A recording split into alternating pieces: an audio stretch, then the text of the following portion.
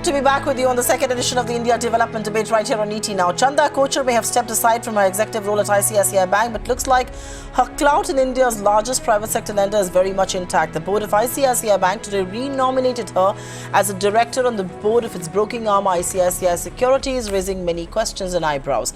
Corporate governance champions are questioning the move, stating that the bank's management may have jumped the gun pending the Justice Sri Krishna panel's report on clash of interest charges against her.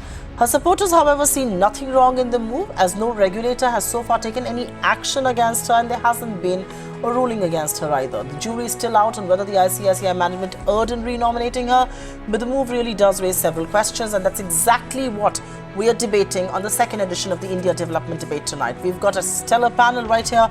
Prabal Basu Roy, Management Advisor and former Corporate Director, joins us all the way from Stockholm. Thank you very much, Prabal, for being with us. Sriram Subramanian, Founder and Managing Director of InGovern Research Services, joins us from Bengaluru. Gopal Jain, Senior Advocate, Supreme Court, right here in Delhi, and so is Maithili Busnoor, Mata Consulting Editor. Thanks each one of you for being with us. And Maithili, if I may start with you, given that Chanda Kochhar is on leave pending an inquiry over the conflict of interest allegations against her in the loans that were extended to Videocon, do you believe that ICICI Bank would have been better off by not pushing her for candidature on the board of ISEC? And also, in keeping with the high standards of corporate governance, could she have recused herself till such time that her name wasn't cleared?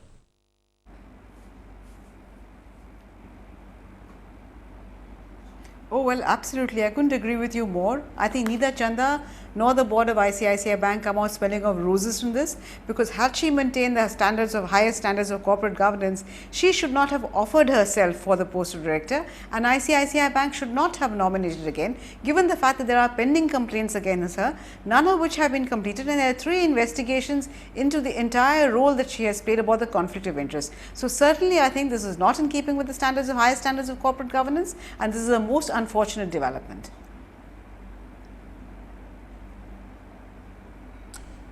Prabal Basu Roy, if I may come to you, much has changed from the time this entire controversy did erupt, and most significantly, the board has a new chairman who's a government nominee. Are you surprised that they continue to back her in some sense, even in this re-nomination? Well, Supriya, I'm frankly not surprised. Though I've been a little out of touch, being out of the country for a while, but I'm not surprised at all, because it's part of a pattern right from the time of that unfortunate board presser on 29th of March, to the answers they gave to SEBI, to the way she was sort of sent on leave and yet retained control and power, and now this. It's all part of a pattern. So the chairman is frankly of no consequence here, it would seem. And that part is the unfortunate part. And I'm not surprised, because 2 days ago I'd given an interview somewhere else, and it was very clear to me, as would be to anybody else, I guess, that the very fact that the resolution found its way to the shareholders' meeting, there was no chance that ICICI would either abstain or give a negative vote. So their mind has been clear right from day one that they're backing Chanda Kochhar in this. And of course, what it does for corporate governance is obvious to everybody who is impartial in this matter. But I mean, just to be the devil's advocate here, Mr. Subramanian, if I may ask you, that the board has been cleaned up, there is a new government-appointed chairman, and yet they back Ms. Kochhar. Could it be a case of the board knowing something that we do not? And shouldn't she be given the benefit of doubt at this stage?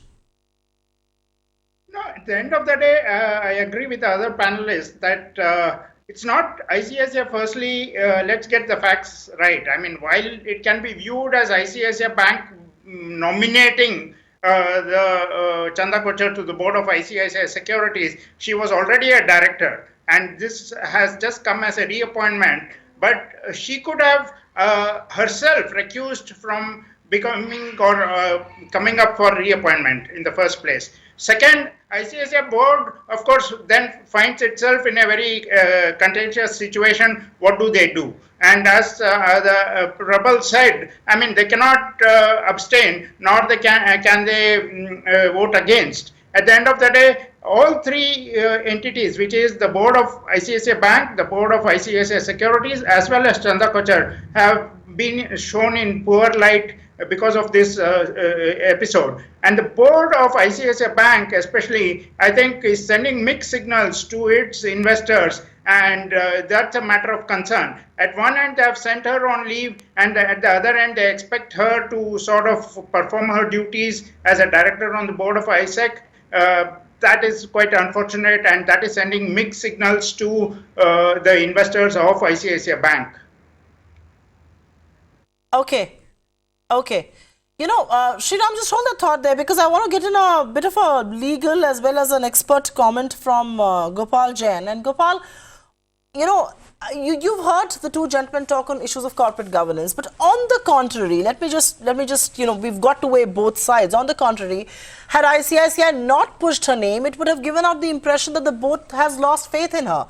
So did ICICI Bank had any other option but to tell the world that they are neutral? Also, none of those charges leveled against her have been proven. They are only being probed by various agencies. None of those charges till date have been proven against her. Those are allegations.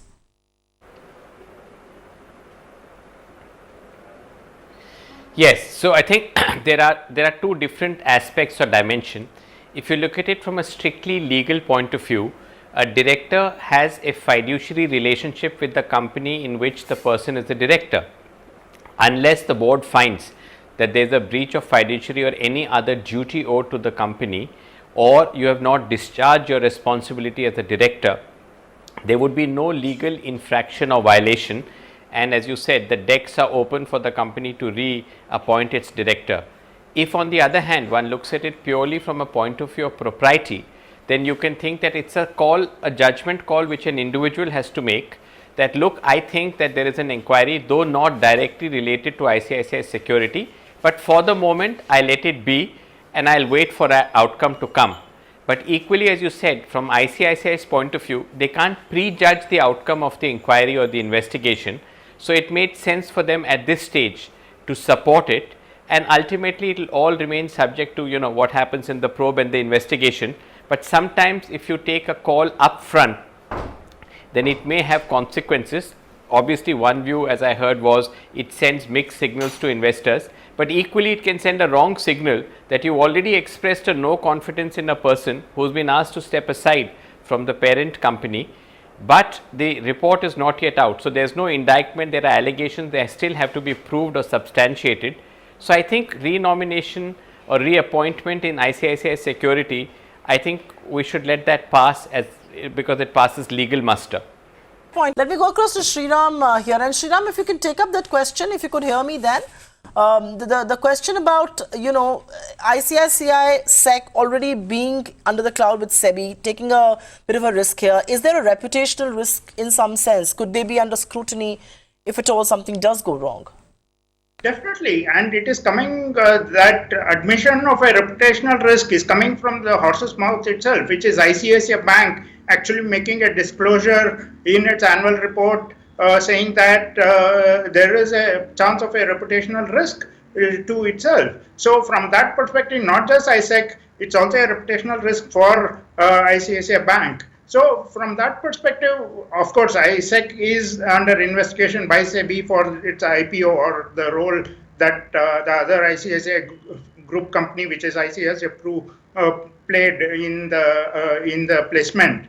And two, of course, this if there's an indictment, of course, it's a reputational risk. But yeah, I mean, the best course of action would have been had she recused herself, not sort of come up for reappointment. Then I think all would have come to pass without much, I would say, flutter. Okay, hold that thought. Prabal Basu-Roy is back with us. And Prabal, SES says that till date there has been no regulatory action against her, and the committee looking into it has not given its findings. But the fact of the matter is that SEBI has already issued a show cause notice post a preliminary inquiry. Does that come in the way, you believe? Yes, you see, Supriya, there are two aspects to this. The first aspect is purely the legal side. On that, of course, I believe it is the investigative agency's job to figure out what actually went on or did not happen, right? So SEBI comes as part of this, so does ED, CBI, all of that. That is the purely legal side of things. And in that, ICICI could not be faulted because they have stuck to the legal position. But then there is, as a board, there is also this huge moral and ethical side of governance which comes in, which they are responsible for. And that is where I think, they perhaps have faulted in this unequivocally. And I give the example of Sir Martin Sorrell's case in this case, the iconic chairman of WPP, the founder chairman. He is the face for 33 years. On just one allegation in the first week of April, in 7 days, he left the board and left the chairmanship of the company without any allegation being proved till today. And that is the level of governance which is required for iconic companies. And ICICI is one of them. At least we thought it is one of them. It's about 90% owned by foreign shareholders, listed on the American stock exchanges. I think it's the NASDAQ, etc. So, it is that aspect which is being completely sort of ignored by the board and also by the Chanda Kochhar. And they're playing to the well-honed Indian model, which is used by the political establishment, of clinging on till proven guilty. And through a process of law and the courts, which takes a few decades in certain cases. Right. So, okay. To use, okay. yeah, so, that's... Prabal, you make a point there, but let me just, right. Let me just get in Maithili on that note. And Maithili, many corporate governance experts feel that if Ms. Kochhar was forced to go on leave from ICICI Bank due to a pending probe, and I agree with some of my panelists, and I have an opinion that nothing has been proven against her, so she's not guilty just yet. These are allegations, these are probes. It's important to substantiate it. But given that there is a pending probe, how is it that she could represent the interests of the banks on the board of another company? I mean, isn't it a valid concern also that ICICI Bank could anyways get her reappointed to ISEC board once she was cleared by the inquiry? Has there been unnecessary, undue haste that has been shown into this matter, and which is why, once again, issues of corporate governance and high corporate standards are coming to the fore?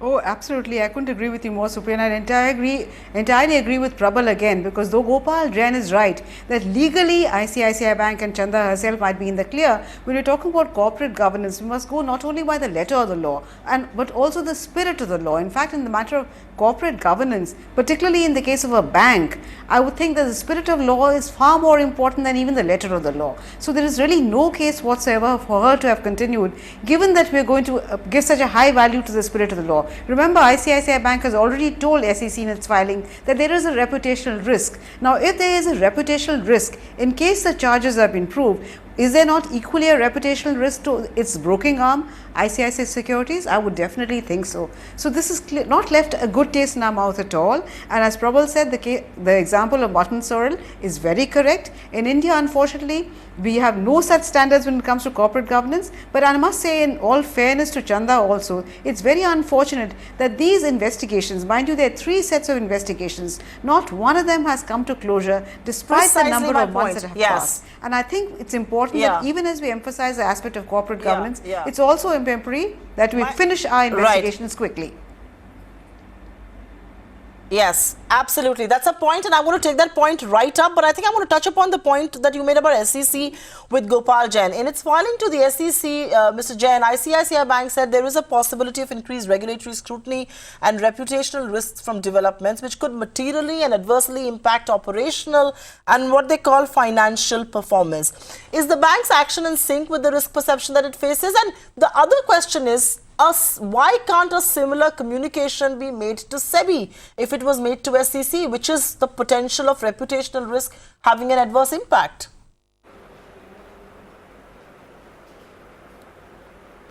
So I think, as several people have said, that if we decide and we should put corporate governance at the highest pedestal, then what you said should have happened, which has not happened. But equally, we haven't yet reached that high altar or that high pedestal of corporate governance, and possibly, I'm just saying, this is in the realm of speculation, the bank must have balanced it to say, look, as far as ICICI Bank is concerned, she's out and the probe is on. This is the reappointment at this stage.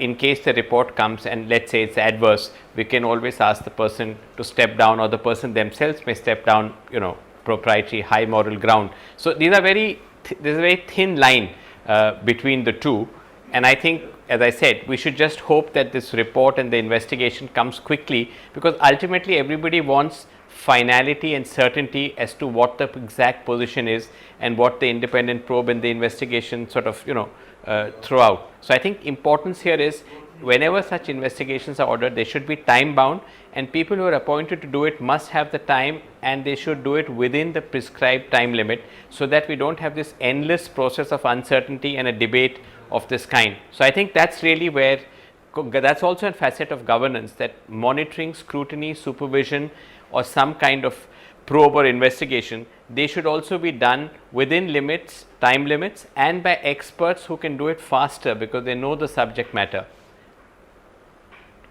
Right. Right. I think you make an excellent point there, and the point is that this can't be an inordinate long probe that's going on. I mean, there are 3 separate probes that are on, one at the bank by Justice Sri Krishna, then the SEBI, CBI preliminary inquiry. I mean, Sriram, I have to ask you this question. It's been months that this probe has been on, and Maithili is right and Gopal Jain is right that in all fairness, shouldn't they come up with results? Because Chanda Kochhar can't keep waiting in abeyance forever. And we can't keep having this debate because we don't have a final outcome of the probes. And this isn't rocket science. He's right, there should be subject matter experts, but these things are not so difficult to investigate that it's taken so many months.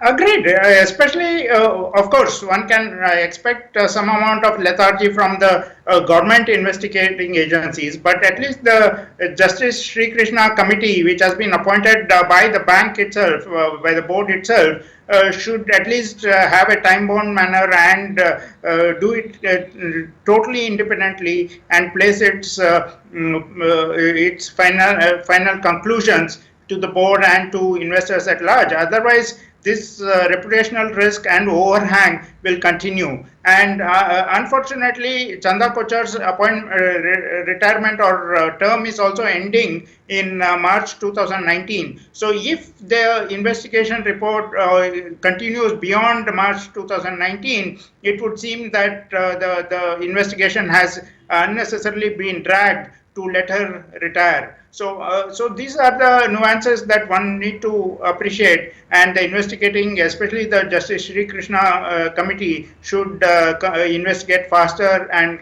bring it to a closure so that investors are reassured that all is right. Right. But Prabal Basu Roy, I don't quite blame Chanda Kochhar exceptionally in this. Yes, she perhaps could have recused herself, it's debatable. But I think the conflicting signals that have been coming from the board also need to be highlighted. First they say preliminary inquiry, then it says then the securities that are big reputational risk. Then they nominate Chanda Kochhar on the board of ISEC. Is ICICI Bank still clueless on how to deal with this rather sensitive issue? And I'm really talking more about the board than anybody else right now. Absolutely. In fact, this is a clear case, frankly, of a board being totally in the control of the CEO. Like it or not, that is what it is. And as you know, 4 members of the board are from the executive management itself. And there are 4 external members and 1 chairman. So that is the structure of the board. But this is a board which is totally in control of the CEO. And I think so far, the way things have gone, she's having her way. She's clearly having a way, and I think the board needs to make that distinction. When the new chairman came in, Mr. Chaturvedi, I had actually thought it was a brilliant opportunity for the board to make a clean break from whatever had happened in the past and get to the bottom of this, show the will to get to the bottom of this. Because there are many other aspects which I don't think we should, I can talk about it here, or we don't have enough time, but there are many issues to this. The will to show that we are going to get to the bottom of this, clean it up and clean the management culture part of it, at least in the public perception of depositors and international and shareholders. I think that is most important, but that is not happening. The fact is that is not happening. Right. Yeah. Okay. Maithili, a quick last word to you. Completely running out of time here on this show. Many thought that the Chanda Kochhar era is over at ICICI Bank. Is today's reappointment a vindication that's all's perhaps not lost for her, and the board has once again refused to take a position against her?